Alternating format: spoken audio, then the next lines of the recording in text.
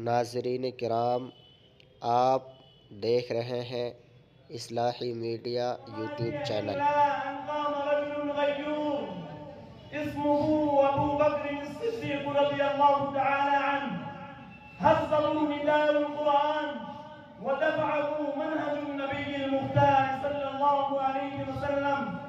حتى عاد المرتدون إلى الدين واندحروا أمام عظيمته الراسخة، وعاد الإسلام أقوى وأشمخ كما كان.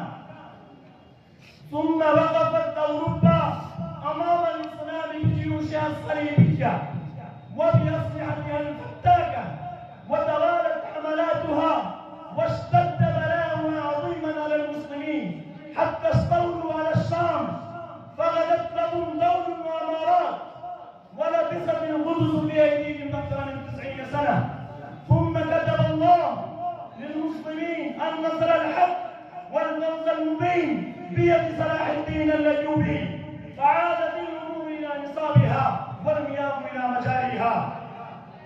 ثم غزت تتار الوحوش الهمجيون بلاد الإسلام، فاستدارت شررهم وعم ضررهم وانتشروا في البلاد كالجراد، وهدوا العروش وجرفوا الدولة العباسية، فعلت المصيبة الكبرى كالنيران، وألمت الكارثة العظمى كالوباء. استراحوا بغداد أعظم مدن الأرض يومين 40 يوما، يذبحون الرجال والشيوخ والأطفال، ويغتصبون آلاف النساء، ويقتلونهن ويسبونهن، ويخربون القصور والبيوت، ويلقون الصوب والكتب على نهر دجلة حتى أسود ماؤها مما ضاع من كبرها، وضاعت إلى الله وذهبت ثمرات العقول النيرة. أدراج الرياح، أدراج الرياح، أدراج الرياح، أدراج الرياح. ولما انقضى 40 يوما بقيت بغداد خالية على عروشها، كانت القدرة في الطرقات كأنها الدلول، وقد سقط عليهم المطر فتغيرت صورهم من ظن من جيبهم البلد. يا أشبال الإسلام، ما حاق بالمسلمين من قبل ومن بعد من نكبات، وما أصابهم من محن وبليات، وما مصهم من أوزار ونائبات، وما أصابهم من هزيمة نكراء إلى حين، فقدوا روح الإسلام وتجردوا عن ربقة الشريعة الجراء، وفرطوا في جنب الله وتركوا الجهاد، وكلما رجعوا إلى الله بصدق وإخلاص وتضرعوا إليه وتابوا توبة نصوحا بددوا الظلام بالمصباح. وما المصباح إلا القرآن، وما السلاح إلا القلوب المؤمنة والعقول الواعية والشهامة النادرة وحب التفاني في سبيله.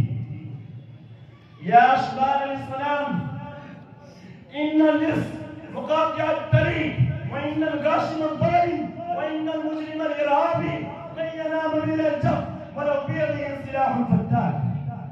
فكيف يمكن أن يبقى يقول وتبقى الحكومة الإسرائيلية، وكيف تعيش أمريكا ومن وإلا هما بالأمن والاستقرار، والمسلمون لهم بالمرصاد. كلما ولد لهم مولود لقلته الأم مع لبنها أن اليهود أعداء الإنسانية، فاستعد لحربهم وإنهم منجاز مناكيل. دنسوا ورد الله فتهجر أرضك من مجلسهم. يا بناء المجاهدين، آمنوا بالله واعتصموا بحبل الله، وإياكم والياس والوهن، فالياس كفر بالله وجهل بنواميس الكون ونقص في الرجولة وشك في الإيمان. الياس موت، الياس موت، فلا تستسلموا للموت الذليل، واعلموا أن الإسلام حق والباطل خزي في الدنيا وعذاب في الآخرة. فتمردوا على الياس والوهن، وقفوا بعزة وكرامة وقوف آبائكم، واعلموا حق العلم أن المسلمين في الماضي بأنصار المستعصي وبن العلقمي ومير صادق وجعفر وكمال أتاتورك، وانتصروا بأنصار سيف الدين قدس وعماد الدين ونور الدين زنجي وصلاح الدين الأيوبي. وسينتصر بكم الإسلام، أي والله، أي والله سينتصر بكم الإسلام كرة أخرى، رغم ما تشاهدونه من الهزائم الباطل مجرة الزهر. وآخر دعوانا